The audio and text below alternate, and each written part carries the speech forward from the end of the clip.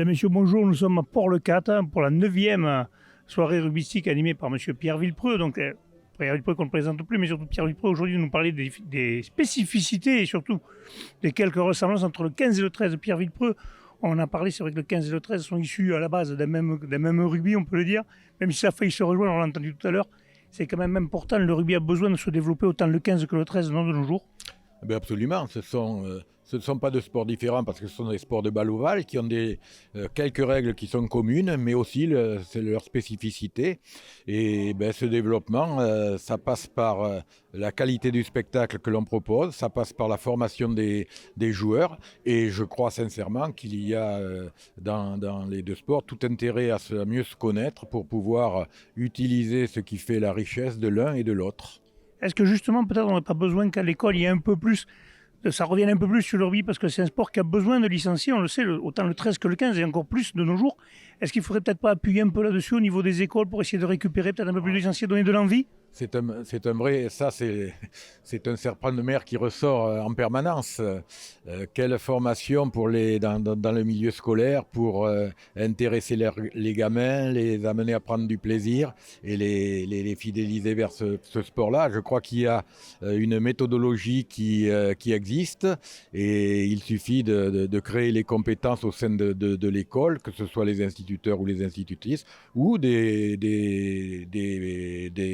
entraîneurs ou des éducateurs qui viennent du milieu sportif. Mais encore faut-il que ce soit accepté, que ça rentre dans les programmes, et ça, c'est pas gagné. Au niveau du rugby amateur, parce que nous, c'est le rugby, on s'occupe beaucoup du rugby amateur. Le rugby amateur est en train doucement, c'est compliqué de plus en plus. On le disait, les clubs se réunissent de plus en plus en 3-4 villages. Avant, il y avait chaque village avait son club, ça devient de plus en plus dur. Qu'est-ce qu'il faudrait faire peut-être pour relancer ce rugby amateur ? Qu'est-ce que vous en pensez ? Si j'avais la formule magique, je vous la donnerais. Je ne l'ai pas, mais je fais comme vous ce constat, c'est qu'on se regroupe de plus en plus et on perd forcément des licenciés, on perd beaucoup de bénévoles. Et ça, c'est dramatique. Et il faut, je pense, essayer de réunir les gens, les fédérer derrière un grand projet pour le rugby amateur et voir comment on peut ramener le rugby dans les villages et que ce soit un projet du village et du club. Autrement, on n'en sortira pas, quoi. Il y aura de plus en plus de regroupements et ça va appauvrir le rugby, c'est certain. Surtout que c'est aussi bien sportif que politique. Il faut arriver à ramener le rugby et que les gens reviennent. Ah oui. De la même manière qu'on essaie de ramener les commerces dans les petites villes, il faut ramener le rugby au centre du village. Oui, ça c'est sûr. Merci beaucoup. Mesdames et messieurs, nous sommes avec Damien Chouli. Bon, Damien, on vient de parler du 15 et du 13, justement. Tu es à l'USAP. Bon, tu n'es pas natif de Perpignan, tu es un Limougeau comme moi, je suis venu à côté. Donc.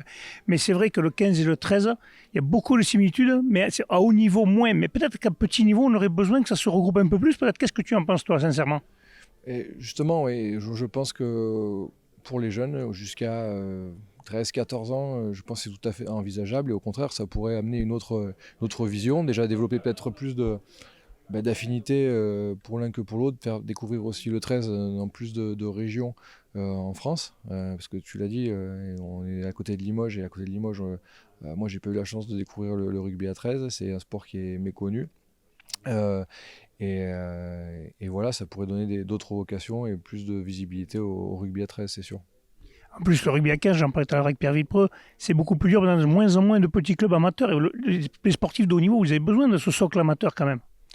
Et c'est la base, on vient tous d'un petit club amateur, tous autant qu'on est, et l'entonnoir après il se fait petit à petit, mais on a besoin de ce socle de pratiquants, et je pense qu'aussi un des axes de développement, c'est aussi les écoles où ces sports sont pas encore assez pratiqués, et il y a un gros travail à faire, alors déjà de prévention, parce qu'aujourd'hui l'image est quand même assez violente, donc déjà pour rassurer les gens, les parents, les pratiquants aussi, mais surtout avoir un accès plus facile que par les clubs de rugby. Oui, parce qu'on dit que c'est un sport de combat, mais c'est un sport quand même où ça devient de plus en plus dur, comme on le voit. Avant, les chocs n'étaient pas les mêmes que maintenant, mais c'est quand même encore un sport qui est praticable par tout le monde. Bien sûr, les chocs restent encore des accidents et des faits. Alors, tout est beaucoup plus relayé aujourd'hui, et ça aussi, il faut le prendre en compte. Aujourd'hui, exactement, les réseaux sociaux sont omniprésents, tous les matchs sont télévisés ou filmés avec les téléphones portables aujourd'hui, donc dès qu'il se passe quelque chose, on le sait. Voilà, je minimise pas du tout les accidents qui peuvent y avoir, mais il y a beaucoup de prévention, beaucoup de travail de prévention qui a été fait au sein des fédérations, au sein des clubs. Donc aujourd'hui, voilà, et chaque joueur peut pleinement pratiquer le rugby.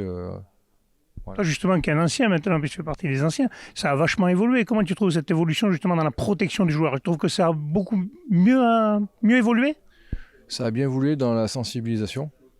Après, dans la préparation physique aussi, on se rend compte que, voilà, on a beaucoup parlé des commotions récemment, mais il y a beaucoup en tout cas à notre niveau, de prévention qui est faite sur notamment les cervicales, le renforcement du cou, des trapèzes, du dos, des muscles, les petits muscles intervertébraux, et voilà, et donc ça évolue dans le bon sens à mon goût. Je te remercie beaucoup. Bonne fin de saison. Avec Patrick Pedrazzani. Voilà, Patrick, on a dit qu'il y avait des similitudes dans le 13 et le 15, mais peut-être que ces similitudes, elles se voient à haut niveau, mais à petit niveau, est-ce qu'elles se voient aussi? C'est une bonne question. Voilà, en termes de préparation, d'objectifs, un peu comme l'a rappelé Pierre Villepreux, bon, sur les fondamentaux, on est sur la même chose. On cherche à marquer des essais, on cherche de plus en plus des intervalles, des espaces. Non, je pense qu'il peut y avoir vraiment des bases communes, même dans un petit niveau. Après, voilà, il y a ces phases qu'en tant que trésiste, on n'est pas capable d'assumer pour le moment parce qu'on n'a jamais travaillé. Les phases collectives, les phases de mêlée, les phases de ruck, etc., de touche. Bon, ça, c'est là qu'on vraiment on diverge, et même on a beaucoup parlé de formation de joueurs, et voilà, à un moment donné il faut faire les choix de le travailler, même jeune, même si Pierre Villepreux dit qu'il faut le retarder le plus possible, ces phases-là. Voilà, donc je pense que oui, on peut faire des choses, en commun, et non seulement dans le haut niveau. Il y a une Coupe du Monde qui arrive en 2023, c'est magnifique, une Coupe du Monde du rugby à 13 en France, c'est ça? Je dis une bêtise, c'est pas 2023, 2025. 2025, j'ai une bêtise. Mais c'est quand même un événement important, et le rugby à 13, on sent quand même il n'est pas encore sous les feux de la rampe, comme on dit, alors que c'est un événement qui est magique quand même. Oui, disons qu'on souffre de notre existence dans des régions bien ciblées, et puis de notre comment dire, du manque de développement. Donc c'est normal que, comme on a entendu dans la soirée ici, que des gens dans certaines régions ne connaissent pas le rugby à 13. Donc on espère, alors c'est très ambitieux, parce que c'est difficile par rapport à notre réalité, mais de faire une Coupe du Monde avec 4 disciplines, c'est la première fois que ça va se faire, c'est-à-dire avec le rugby fauteuil, donc avec la pratique féminine et avec les jeunes, puisqu'il y aura aussi un championnat du monde des moins de 19 ans, et bien sûr le championnat garçon. Donc c'est très ambitieux, l'idée c'est d'aller partout, c'est-à-dire de toucher au moins 40 villes de France, même des endroits où on se demande mais vous êtes qui?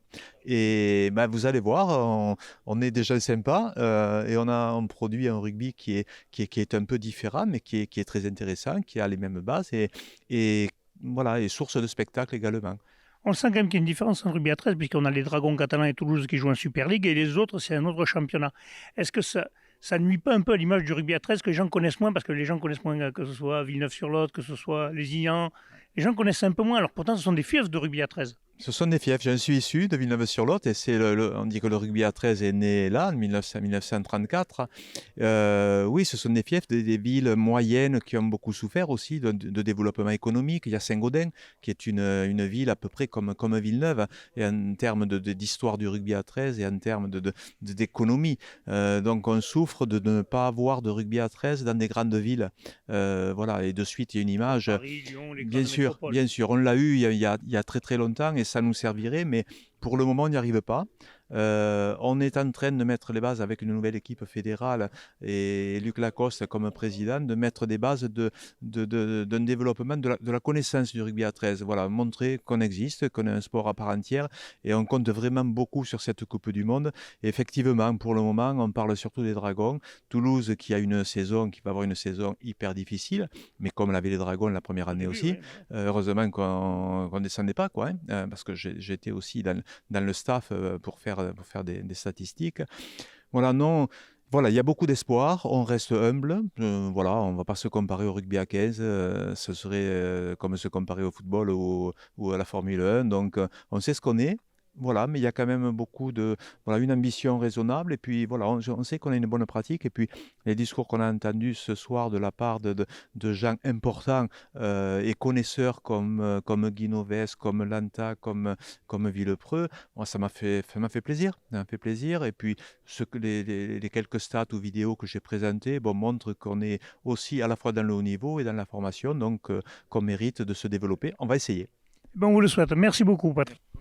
Allez, mesdames, messieurs, avec M. Guinoves. M. Guinoves, bon, on ne vous présente plus. Vous avez beaucoup entendu parler des jeunes, et surtout quand vous étiez éducateur sportif. Oui. Est-ce que ce n'est pas ça le plus important aujourd'hui, de redonner envie aux éducateurs sportifs et de remettre la main à la pâte, parce qu'il y a de moins en moins de bénévoles dans le rugby amateur, et le rugby amateur se meurt doucement. C'est un constat qu'on se fait. Est-ce qu'on n'a pas besoin de ramener tous ces jeunes de l'école un peu vers ce rugby qui en a besoin?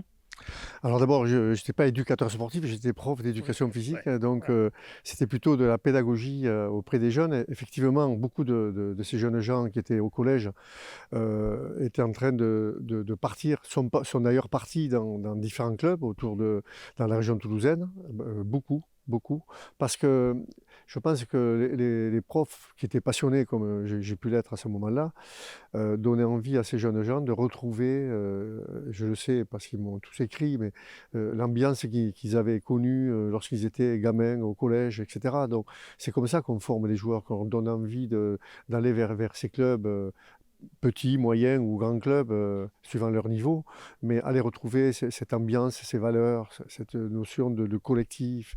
Et lorsqu'aujourd'hui je retrouve ces jeunes gens qui ont 45, 46 ans, qui sont mes anciens élèves et qui viennent à la maison ou qui viennent à l'ECAT lorsqu'ils viennent me voir pour passer un moment, on repart de tous ces souvenirs et ils ont l'impression de revivre en me voyant ce qu'ils ont vécu il y a quelques années.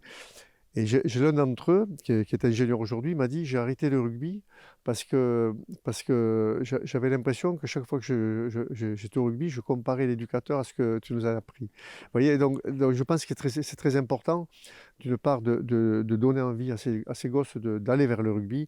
Et après, s'ils arrivent à se réaliser dans le rugby, s'ils ont des copains, s'ils arrivent et bien, ils rentrent dans la vie. Oui, parce qu'après, ils apprendront les valeurs, parce que le rugby, ça a des valeurs. Après, les valeurs ont changé. On dit que la vie a évolué aussi. Mais on a besoin de ce socle important pour le rugby amateur et pour le rugby professionnel. Ben, la vie est dure, hein. La vie est dure pour tous. Donc, moi, venant de l'athlétisme, puisque j'ai pratiqué l'athlétisme jusqu'à très tard, et j'ai fait l'armée en tant qu'athlète, je suis venu au rugby plus tard. Je me suis rendu compte que le rugby était quelque chose d'événementiel pour justement permettre à tous les gabarits, à tous toutes les intelligences de pouvoir pratiquer ce sport-là. On a besoin de tous. Et en fait, dans la vie, on a besoin de tout le monde. Et je trouve que ce sport-là permet justement, contrairement à beaucoup de sports où on a tous le même gabarit, on est tous grands ou tous petits, eh bien, dans le rugby, tout le monde peut participer.